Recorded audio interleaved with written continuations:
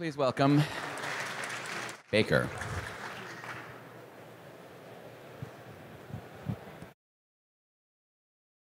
When most people think of a dispensary, they think dollar signs. Selling a product millions love to the newly legalized masses at great margins. But the reality is a different story. Government regulations, 280E tax codes, tons of competition mean many barely turn a profit. I'm Joel, co-founder and CEO of Baker, and we're a software company that helps over 300 dispensaries around the country build their brand so they can stay competitive. Right now in cannabis, everyone is trying to acquire the customer. Hundreds of listing sites, delivery services, apps, all trying to get in front of that customer. Not to mention customers fighting amongst dispensaries themselves. In Denver and Portland, there are more dispensaries than Starbucks and 7-Eleven combined. With all of that competition, we decided, let's build a tool that helps dispensaries build their own brand so they can stay competitive. We start with a white label menu that dispensaries put on their site, giving them a reason to drive traffic to their own webpage. From there, customers can browse for products to see what's in stock or even shop online. We have clients that went from a landing page to doing hundreds of thousands of dollars a month in online orders just from Baker. Then you go into the store. Customers come in, they shop, and they leave. And most don't come back. Our iPads double the amount of traffic that repeats a store. We capture customer information, preferences, and show them loyalty rewards and incentives to keep coming back to that store. Then, when it's time for a dispensary to send a message, too many of them say the same message to every customer, and it doesn't work. How many people in here love to dab? Right.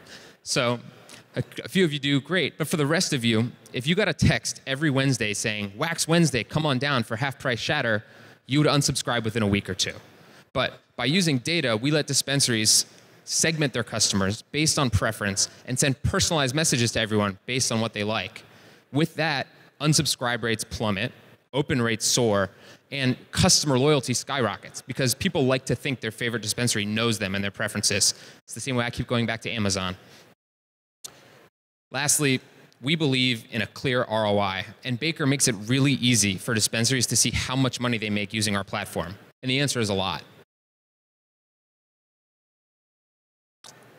When it's working well, customers are really happy, and they send us messages all the time, unsolicited, like, hey, we just sold 6 pounds by 11 a.m. with a single message, and it makes us happy as well.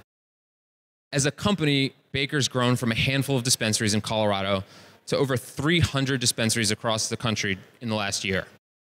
Our iPads have been used over 1 million times, and that's also the shape of our revenue graph.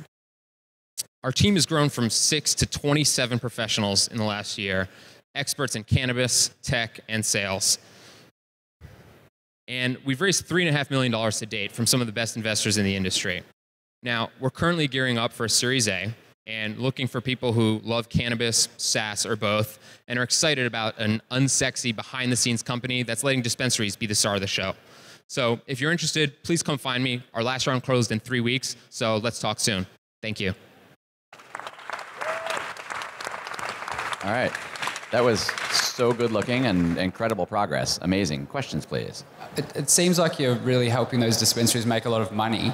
Are you looking at a profit share model for that, or how do you make money? What do you do? We're a SaaS company, and we've toyed with the idea of that, but the reality is there's a lot of people trying to take a piece of their pie, and we've found that by charging a SaaS fee, we're on their team, and our incentives are aligned. We want to help them make as much money and get a great deal out of Baker, and at the end of the year, if they're really crushing it, we can raise our prices, and they'll be happy to pay, as long as the ROI is there. I'm sorry, and our SaaS fee has gone up 600% in the last year. So, we continue to increase it as we can prove the ROI we're generating. Well, first of all, this is great, and just from being in this industry, I hear, so much buzz about what you guys are doing, and so it's great to kind of see up front just incredible progress. As far as the end consumer, what? Hi, Natasha.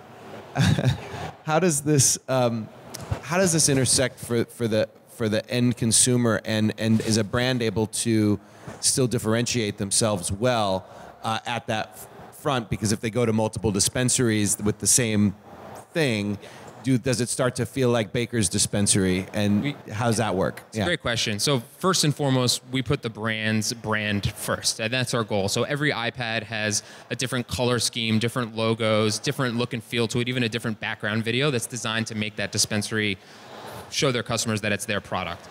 The menu we put on our client's website is white labeled to the hex code, so the color scheme matches perfectly and the logo is there. And so there is minor Baker branding, but it's the same way you see Salesforce every now and then, even though, again, it's not designed for the end customer. So do you have like larger, like big chain dispensaries or whatever asking to do things that are more custom or to differentiate themselves or whatnot? I just wonder if you run into that issue. Absolutely. So like Salesforce, we have smaller clients that can use it off the shelf and they pay a very low SaaS fee. And we have enterprise clients that require custom reporting and customizations the same way Salesforce engineers work on their Fortune 100 companies. And they pay anywhere between 10 and 20x more per month because they can afford it.